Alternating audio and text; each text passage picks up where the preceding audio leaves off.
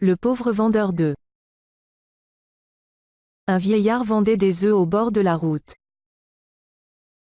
Une jeune femme est sortie de la voiture en lui demandant: À combien vendez-vous ces œufs? Le vieillard répondit: $0,50 l'œuf, madame. Mais la dame a proposé de prendre 6 œufs pour le prix de $2,50.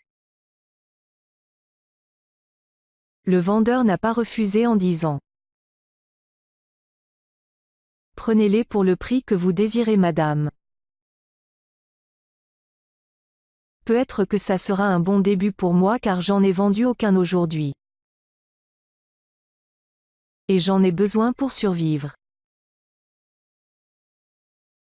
La jeune femme prit les œufs au prix souhaité avec un sentiment de vainqueur.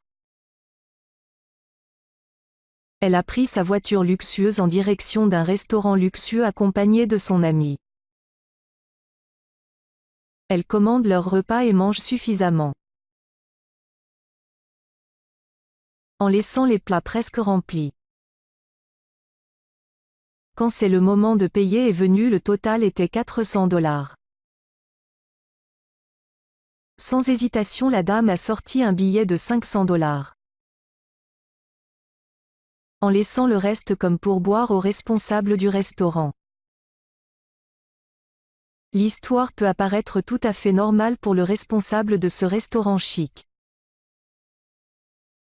Mais très injuste pour le vendeur des œufs.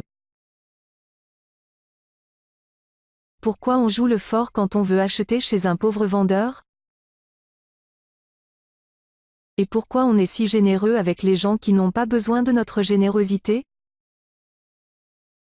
Une fois j'ai lu quelque part: Mon père a pris l'habitude d'acheter des biens simples à des pauvres vendeurs sans négocier le prix.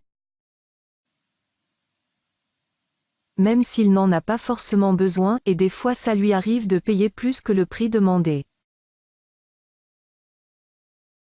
Je me suis demandé pourquoi il fait cela, et je lui ai posé la question. Mon père a répondu: Guillemets double. C'est un acte de charité enveloppé de dignité. Dépensez votre argent pour avoir du caractère, n'usez pas votre caractère pour faire de l'argent.